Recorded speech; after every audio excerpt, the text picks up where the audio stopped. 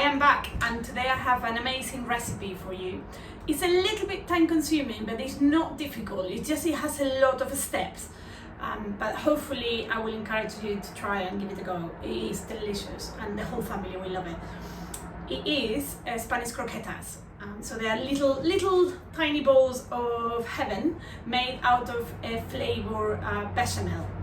Today I'm gonna make a spicy chorizo ones, but you can use any. You can use ham, serrano ham, iberico ham, chicken is delicious, wild mushroom, maybe add a little bit of truffle as well. You can do goat cheese and spinach, or even kale as well, manchego, I mean any flavors, squid, with the squid ink as well, and they come out really black and really strong flavor. I love those. Prawns as well, or crab, any flavors that you want. But today, I'm going to show you how, like, the basic quantities and the method, and then you can choose your flavoring. This recipe will make you around 30 to 40 croquetas, depending on what size you roll them into. And the amounts, I normally do 200 to 250 grams of chorizo. Then I've got 1 liter of whole milk, fat whole milk, and then I do roughly equals amounts of flour, so it's 100 or 120 grams of flour to butter and oil. So I do maybe 100 grams of butter and then 15-20 grams of oil. I also add a shallot, which I'm gonna sweat, and then we will need some eggs for then later coating them, once we'll roll the croquetas, to paner them with the egg and the hand coat to make them super crispy. I have cut the chorizo into small pieces, and then I have diced the shallot, and now I'm gonna sweat the shallot in a pan with the butter and the oil. So here I am sweating the shallot in the butter and oil mix, just until it's softened a little bit, and then I'm gonna add the chorizo. The chorizo is gonna release quite a lot of fat, so I will take then some of that, not all of it, but because we do want to create the roux for the bechamel, but it is quite fatty, so I wanted to release the flavor, and that flavor goes into the whole of the bechamel, but without being too fatty, so I will remove a little bit. While the shallot is sweating, I've just put the milk in a pan and I'm gonna heat it up. So we're gonna use the milk hot to create and to make the bechamel. Once we make the roux with the flour, then we will pour little by little the hot milk. So I am frying the chorizo, and you can see already that it's releasing all the fat, and it's making the butter like really flavored. So I've been cooking the chorizo for 5 minutes, and now I'm going to try to remove some of the fat. As I said, not all, because it is going to flavor the bechamel, but I don't want it too fatty. So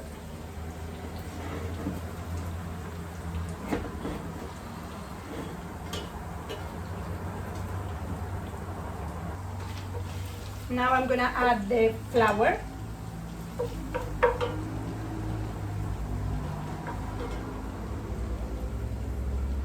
And we need to cook the flour well, so it doesn't taste floury.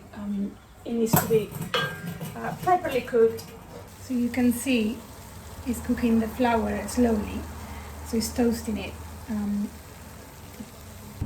After 5 minutes or so, I think the flour is cooked. So I'm gonna start little by little, and it has to be little by little, because if you put too much milk all of a sudden, you will create a lot of lumps of flour that hasn't been mixed through. So it's little by little, whisk, and it will go into a big kind of, keep moving it, keep whisking. on a low heat as well. I've got the pan on a low heat. Moving it a bit more.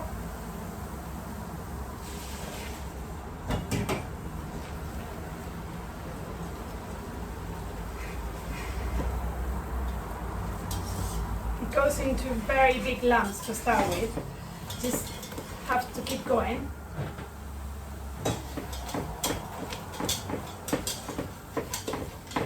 And keep whisking so it's all really well mixed. And it doesn't have any kind of lumps. It's really smooth bechamel.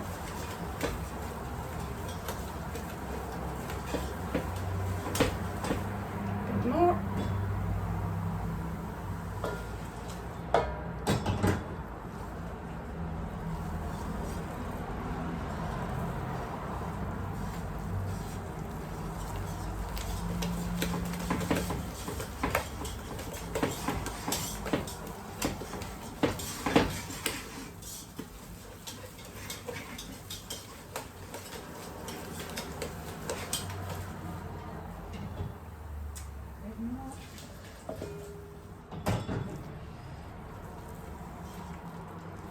So I've been adding little by little more milk, and now you can see it's much creamier and liquidy.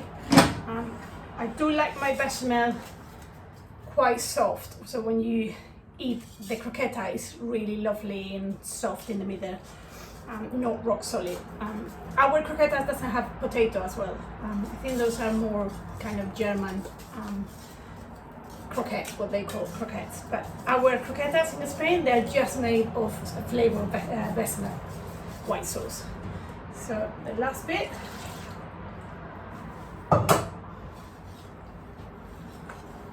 And once the last bit is added, I will keep it on a low heat for probably 10 minutes.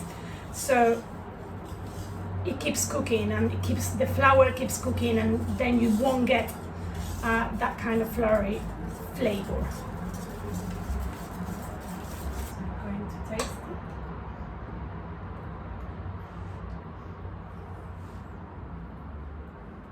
it.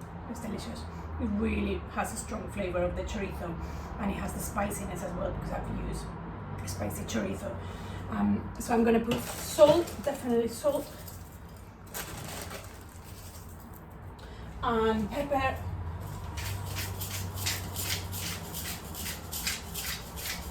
And also, as per my granny used to do, I am also going to put some grated nutmeg.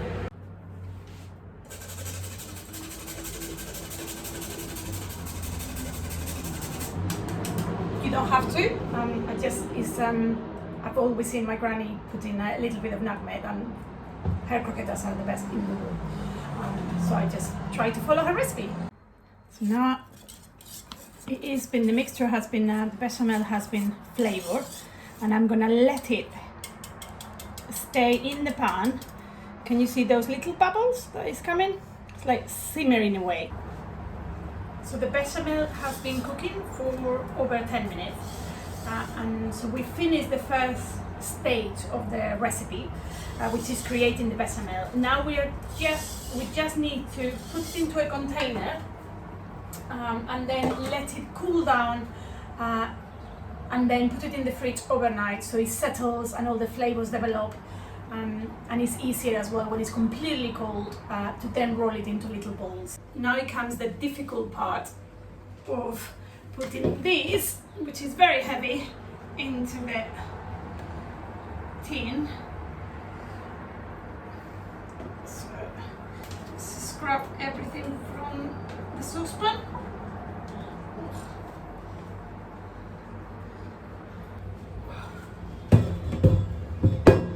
That's it. And then I'm gonna cover it with cling film so it doesn't create a skin when it cools down. So yes, put the cling film,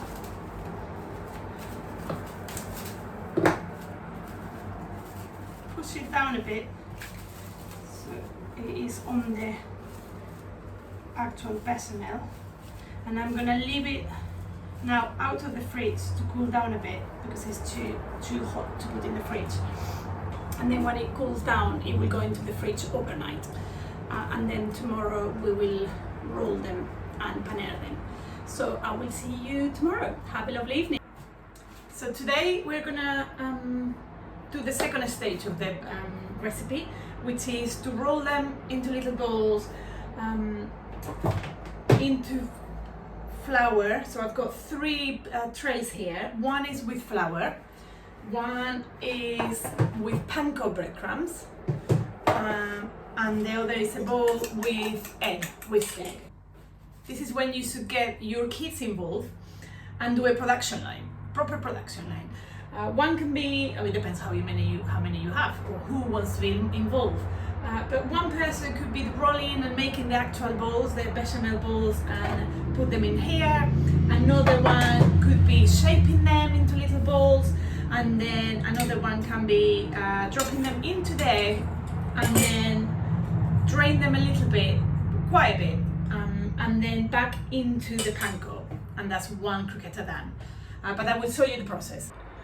So, tablespoon goes into here, and then another one into here.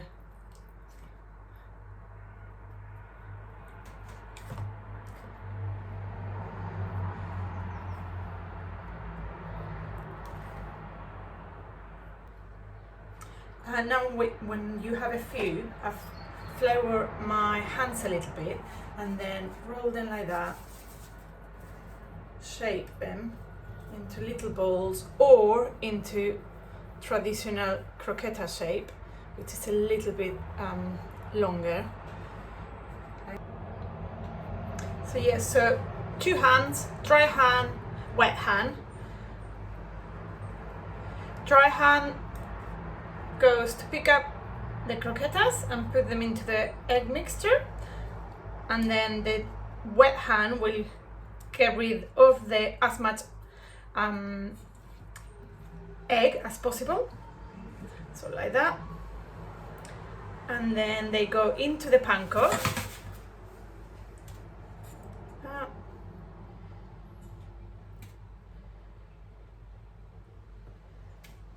And then once they are in the panko, we will shake the tray so all the croquetas is covered in the panko, and with the dry hand we can pick them up and put them in a tray. That's it. So now wet dry hand,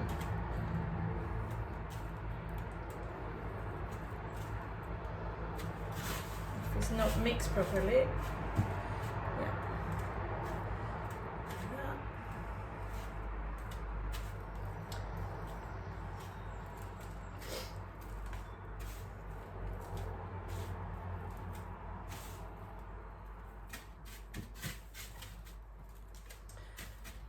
now this is, we've done 1 coating.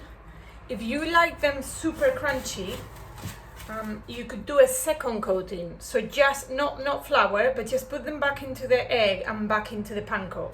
But I quite like them as they are.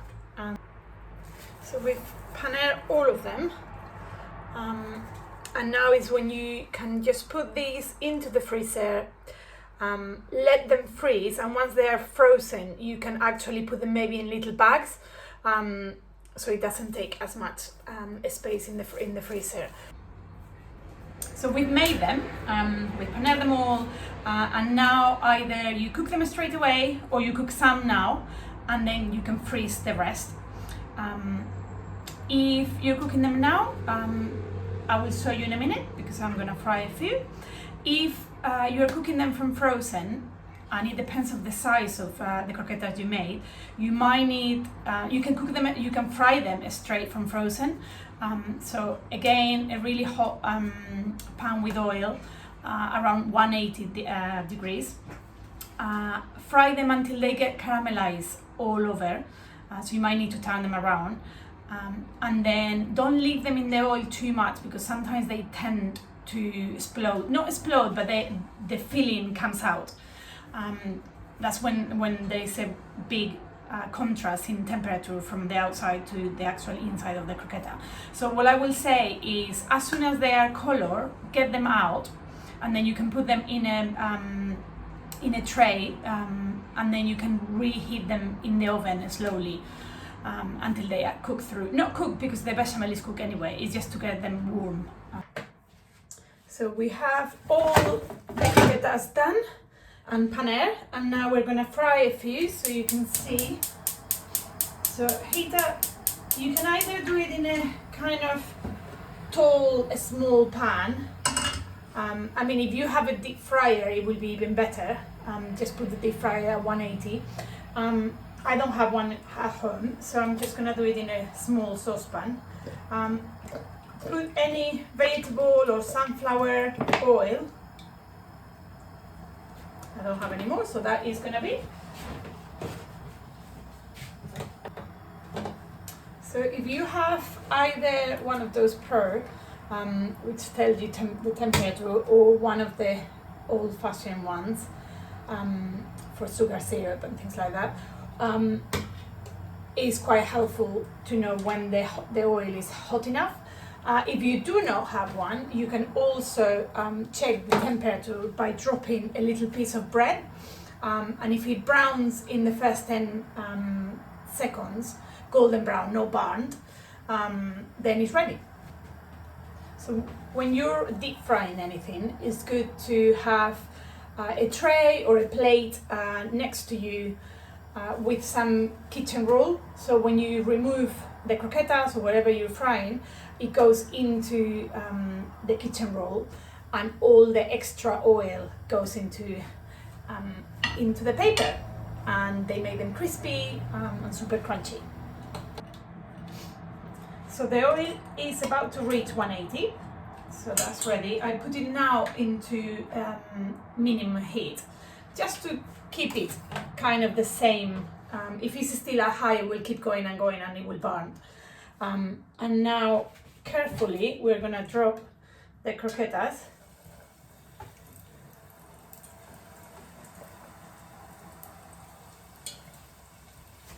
I'm only gonna do a few so you can see, because I'm gonna freeze the rest, because it's actually 10 in the morning, and I'm not gonna eat them right now, but I just wanted to show you. Once you drop quite a few croquetas in, and mostly if they are coming from the freezer, these are just ready-made, so they are still soft in the middle. But if you're using them from the freezer, keep in mind that they will be super cold, so as soon as you put them in, they are gonna cool down the oil, so you might need to adjust the heat. And now what you want is just color them on each side. Now golden brown, so remove them into the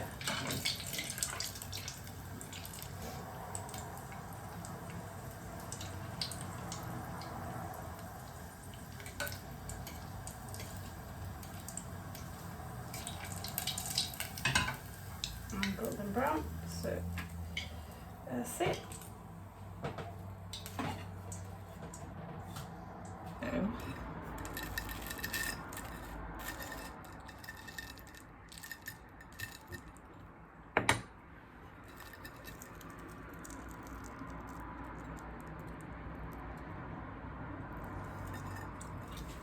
So you've seen how like smooth and like, it's just heaven, honestly.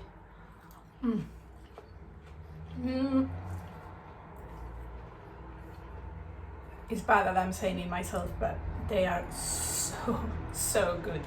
Please give it a try.